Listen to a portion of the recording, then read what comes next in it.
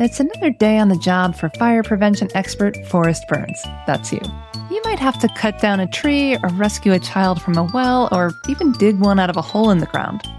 Fortunately, you have your trusty shovel, but you better hurry because a wall of fire is pursuing you across the forest. In Forrest Byrnes, Up in Smoke.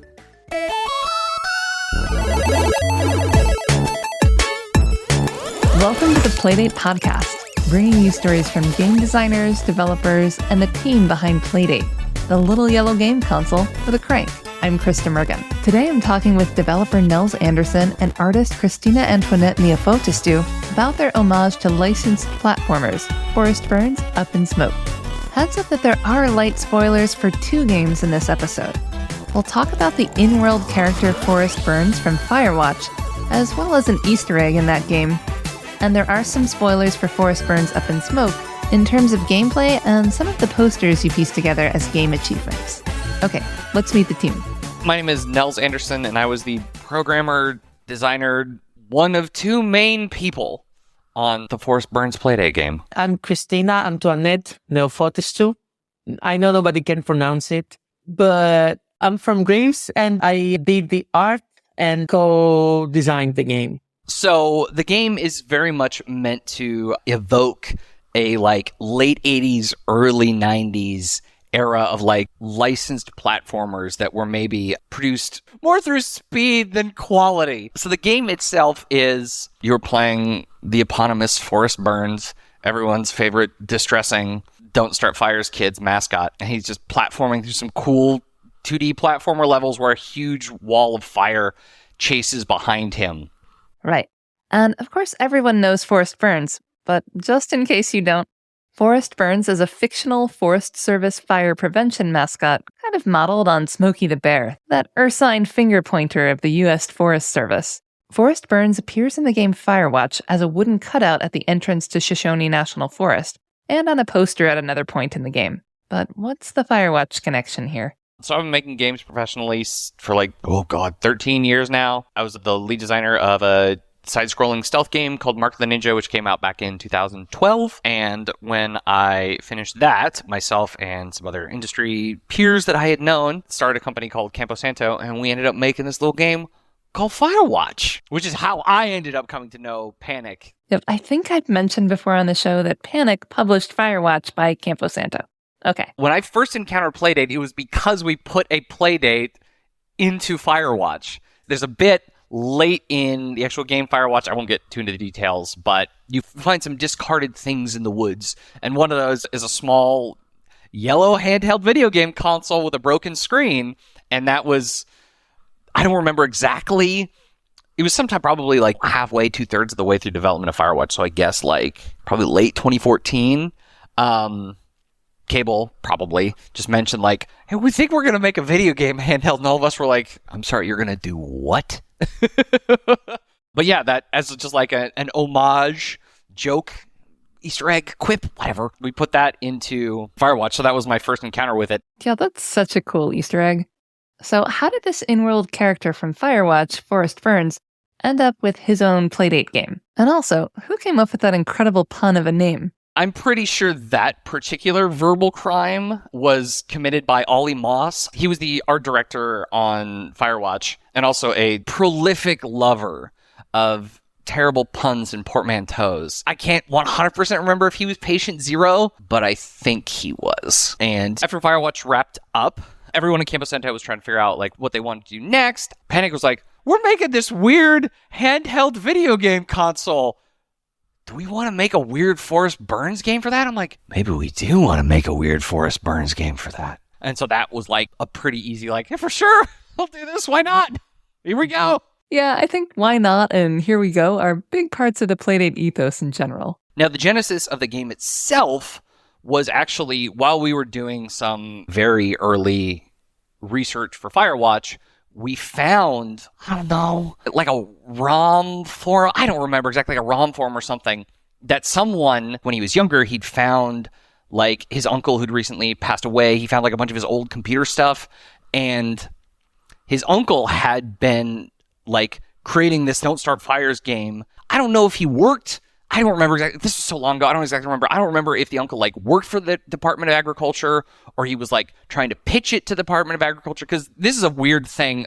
Another thing that we learned from researching Firewatch is that like the U.S. government, being what the U.S. government is, the national parks are very distinct from national forests, right? You think like Yellowstone versus Bridger Teton National Forest, or it's all the same thing. It is completely not. The parks are run by the Department of the Interior, but the forests and other like similar lands are run by the Department of Agriculture. And those two, they're not ministries. I'm not an American anymore. I just guess departments, whatever, completely separate, right? And so, again, I don't know if this dude's uncle like worked for the DOA or he was trying to pitch a game to them or something, but I think it was in that era of where like a lot of Japanese games that were already like a little bit janky were getting like reskinned and licensed for North American consumption. Like most people are probably familiar with like the whole Super Mario Brothers 2 Doki Doki Panic thing, right? Where Nintendo, I don't know how accurate or apocryphal the story is, but Nintendo had created like a sequel to Super Mario,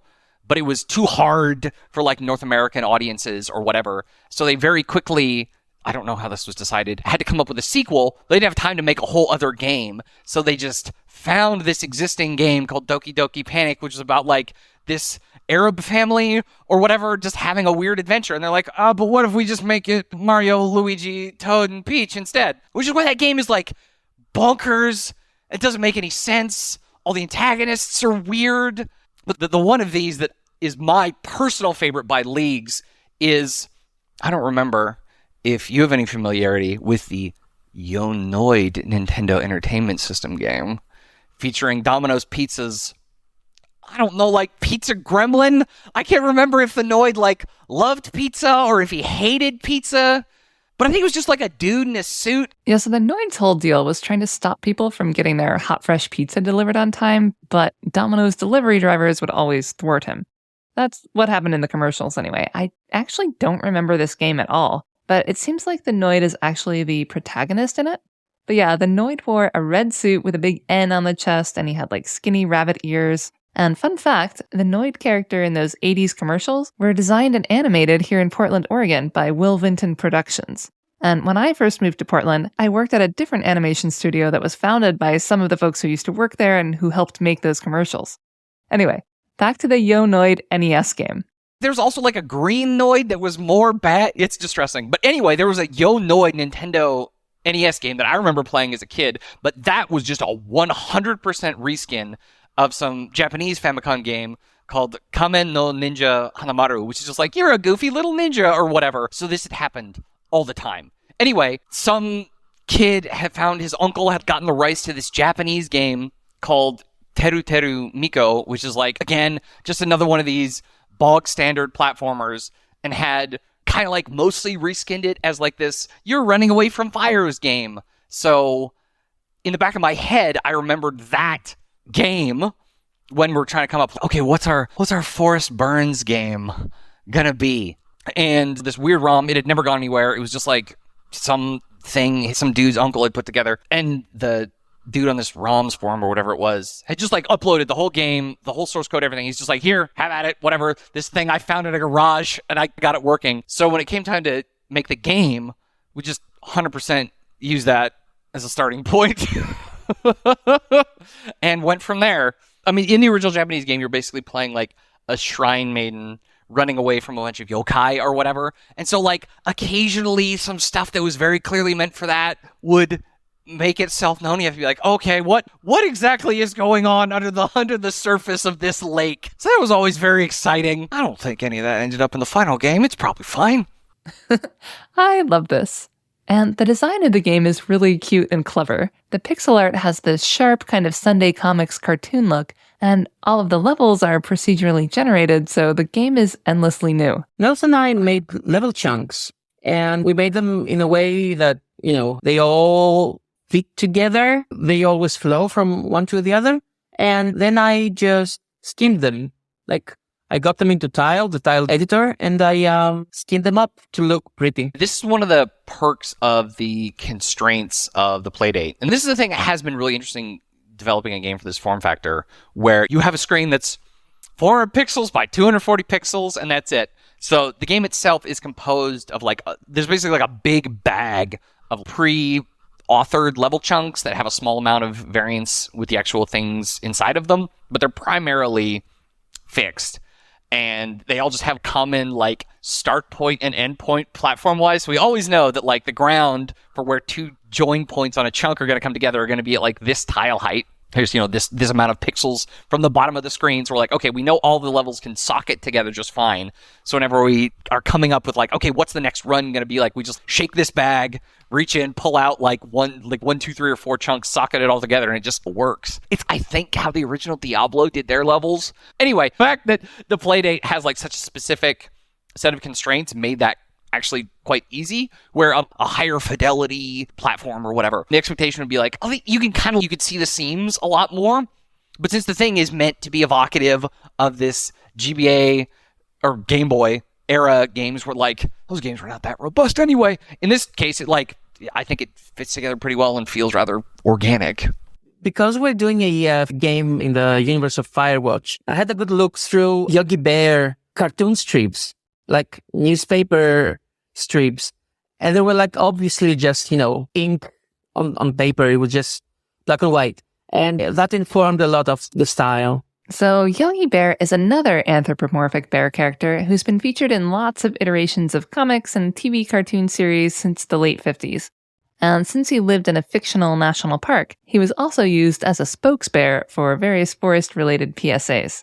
And yeah, it totally feels like Forrest Byrnes' Up in Smoke comes from that world of 1950s black and white halftone printed comic strips translated to a 400 by 240 pixel screen.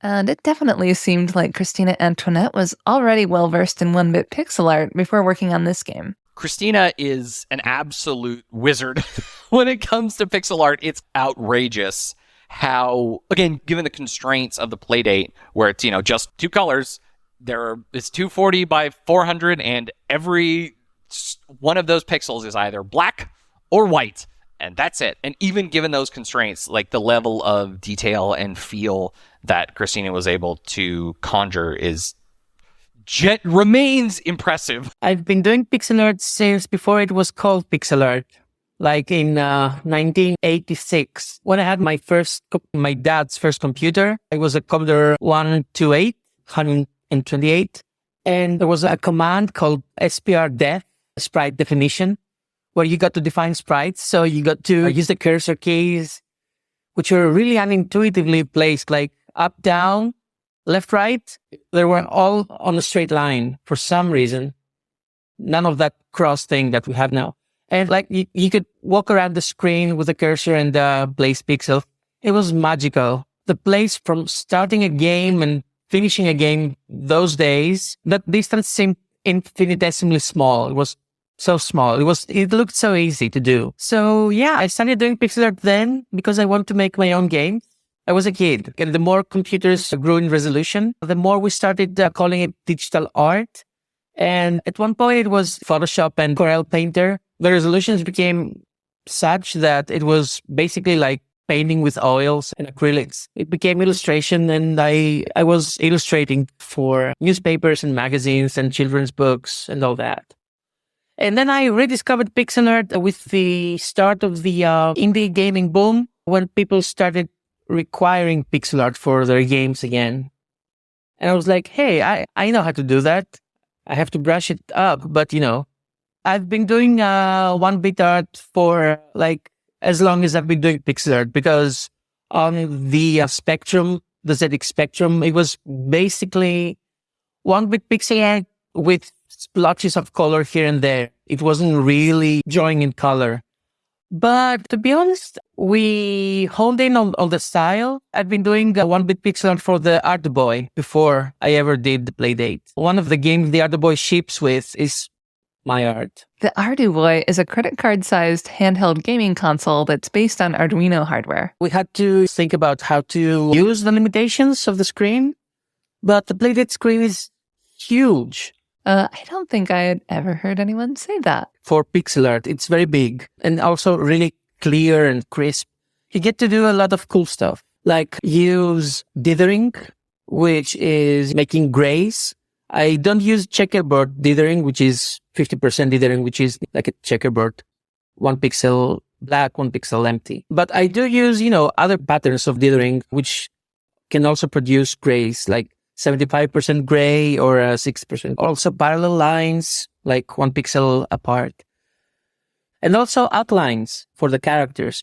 So you get some nuance, you get some gray values in there. I'm not bragging, but I usually work like on 64 by 64 or 96 by 96 pixels. Those are studies. I know those are really small. Look like, tiny stamps.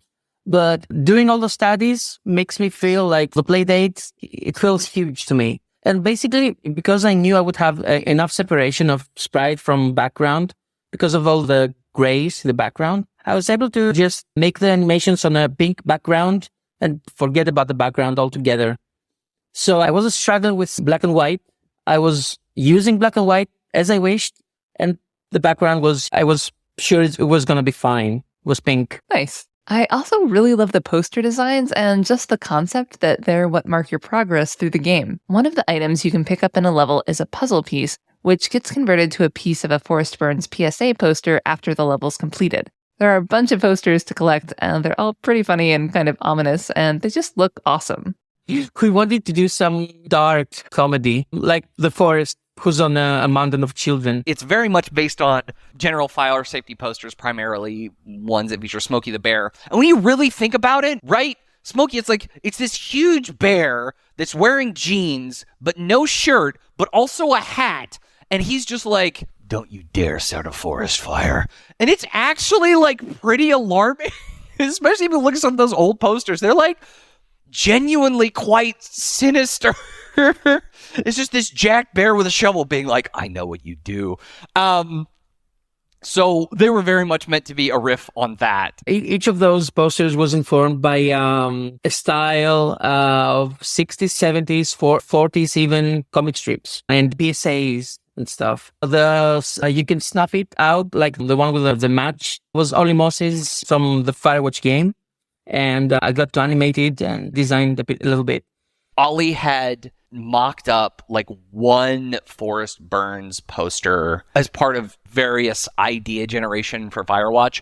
And I think it was the one with the match. And so when we're thinking about for this game, we're going to have these procedural kind of run-based levels, but how can there be some kind of progress, a sense of something you're working toward? And we're like, oh, what if we riff on a bunch more of those posters? I concepted some of the ideas and worked with Christina Caspixel, who did all the pixel art for the game, and we just iterated on those a bunch. It was definitely her idea. That mountain of children one that one was all her. That one is my favorite. Yeah, it was just a process of iterating across those ideas and hitting that there's something not quite right here vibe that actually a lot of things that were actually generated by the Department of the Interior also have as a vibe. That's awesome. I love it. Though the game is mostly D-pad and button focused as you're running, jumping, and hitting things with your shovel, I really like how it makes use of Playdate's crank. The game was meant to be a little bit crank light because you're being chased by this wall of fire the whole time. Rapidly moving from the D-pad and the jumpy swing or shovel time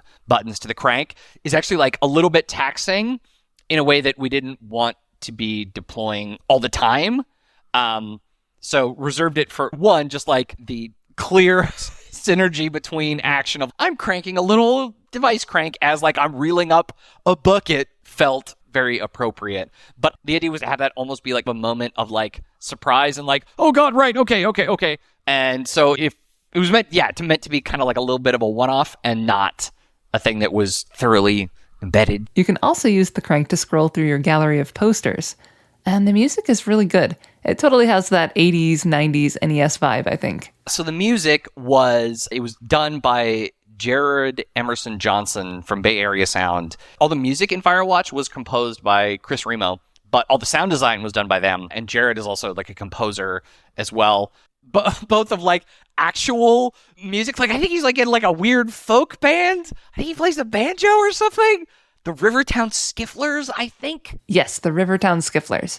Jared sings and plays ukulele, fiddle, and kazoos with them, according to his website. But apparently also, like, that dude knows how to make a square wave sing. Because when I was talking to him about it ages ago, I'm like, we're trying to evoke something that has, like, the vibe of the soundtrack from the NES DuckTales games or whatever. All those tracks, especially the Moon one, are absolutely the same, by the way. And we wanted something that kind of evokes that feel. So Jared did it, and he just dropped an absolute banger to the point. I mean, I forgot how long the composition is, because usually a run through a level is relatively quick. It's only a couple of minutes, but I think the track he gave is 3.5 minutes long.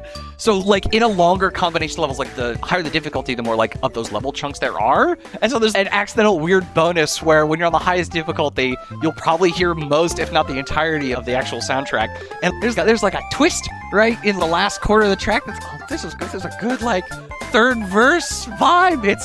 Yeah, Jared crushed it. It's delightful. It feels like it definitely came from a Nintendo game that never existed. Yeah, totally. And the sound design is fun too. Some pals of mine up here in Vancouver, Shell in the Pit Audio, Gordon Glattery and his crew. It was for reference when I was looking to talk to Gordon and everybody else. I was like trying to come up with an asset list of like, basically need sounds for this and this. Because, I'm used to working in modern games where like everything has a sound, including like if you're walking on this one surface that's supposed to be made of brick, you have a brick foot sound effect. But then if you walk over on dirt, there's like a crunchy dirt sound effect. And if you actually go back and try to listen to most Nintendo Game Boy games of that era, the sound design is incredibly minimal. Like, it's if an enemy is like trying to do a thing to you, or you have hit a very particular like interaction mechanic in the game, otherwise it's just the music. So coming up with that, trying to strike that balance was interesting, where we don't want it to be like so has just like a diversity of a soundscape where it doesn't feel like something from that era, but being strictly that minimal would almost make it sound like a little bit empty and hollow. So it was interesting trying to find that line between what is the appropriate fidelity for a game that's meant to feel like it from that era, but it still doesn't seem incongruous to modern sensibilities. Yeah. And the team created this entire game asynchronously, with Nels and Gord being in Canada, Jared living in the US, and Christina Antoinette living in Greece. Nels and Christina Antoinette actually hadn't worked together or even known each other before this project. Panic when they were in those early playdate planning stages of thinking about who do we want to make games for this thing. I don't know exactly. I imagine probably Cable just came across it on Twitter, but he was aware of Christina's work.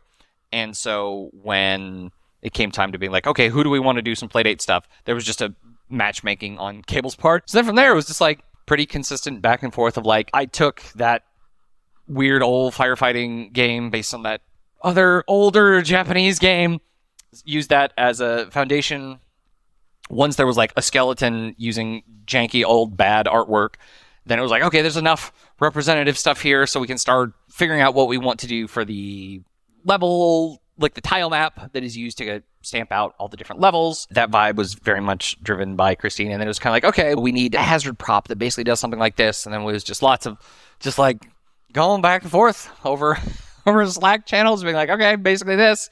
She'd upload assets to Dropbox, I'd implement them, be like, okay, this one's working. How can we adjust this one to have it, the hitbox needs to be a little bit smaller or whatever, right? Now it's not quite synced with the art. Just that kind of pretty rapid that iteration. Asynchronous communication is magical, magic of our age. We communicated through Slack.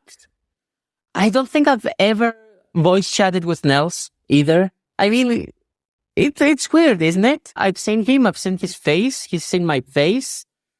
That's about it. We've been collaborating for, is it 3 years now? Yeah, this was a thing that, I did on like evenings and weekends over quite a few years now in concert with my normal studio job. So it was very much not like I'm sitting here at my desk waiting for assets to show up. I was kind of like, I basically need this. And then a day later or whatever, boop, some stuff shows up in Dropbox and it was fine. I mean, there were obviously spike moments where we were trying to hit some major milestone or whatever and be like, oh God, okay. But in general, it was the asynchronicity was totally fine for what we needed to do. Yeah, it's amazing that working remotely from different time zones can actually go pretty smoothly. But as one of the games on the earlier side of Playdate's development, Forrest Byrnes was being developed as the SDK was still being fleshed out. When I started, I'm pretty sure there wasn't even an exposed C API.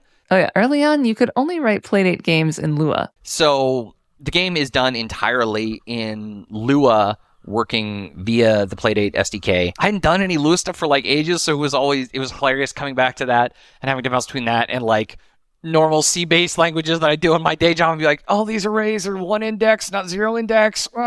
But the actual tools themselves, just seeing the refinement over the years has been genuinely impressive, especially when it's like mostly just Dan and Dave.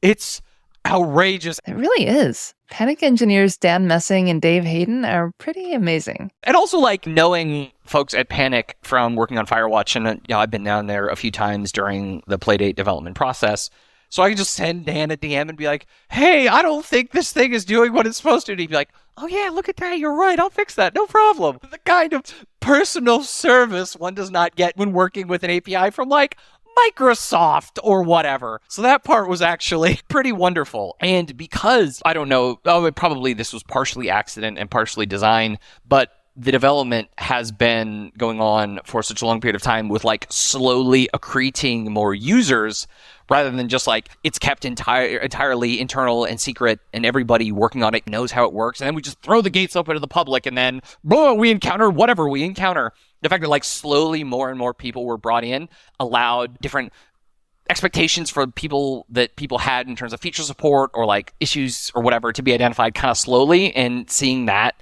continue to evolve as well has been really pleasant. Nice. So what kind of experience does Nels hope that people have with Forrest Byrnes up in smoke? Hope it's a little bit of joyful amusement, getting to spend a little bit more time with this grotesque fire prevention mascot that became, I think, more beloved than we were expecting out of Firewatch.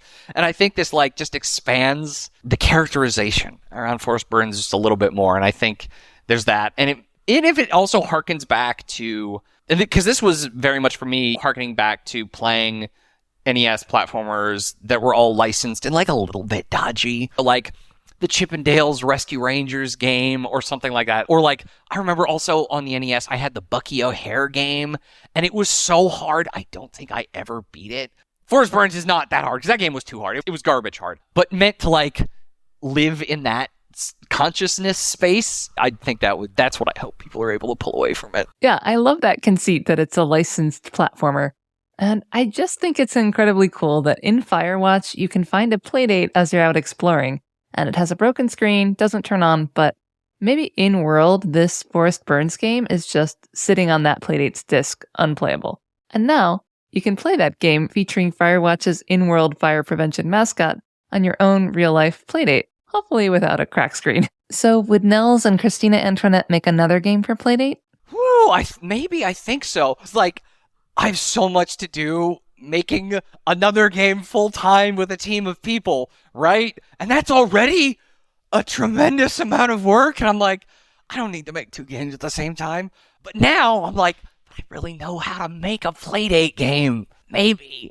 I leave it firmly at I don't know, but it would be cool. In a heartbeat, like now they asked me, please ask me. It was very fun because it's strong enough processor and all that. So yeah, it's the specs and the limitations are, just right. So I really enjoyed working on it. And I really enjoyed playing it. I hope you do too. You can learn more about Nels Anderson and Christina Antoinette Neofotistou, as well as Gord McGlattery and Jared Emerson Johnson, via the links in the show notes. Thanks so much for listening, and stay tuned for more episodes, coming soon to the Playdate podcast feed. Thank you so much. Bye-bye.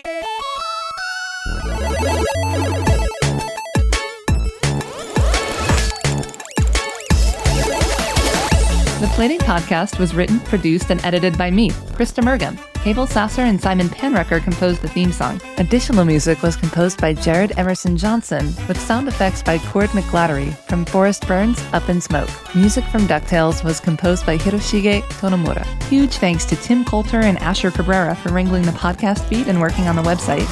James Moore for making me an awesome PDA file extraction app. and Nevin Mergen, who created the podcast artwork and site design. And thanks as always to everyone at Panic. Playdate is shipping now and available for pre-order at play.date.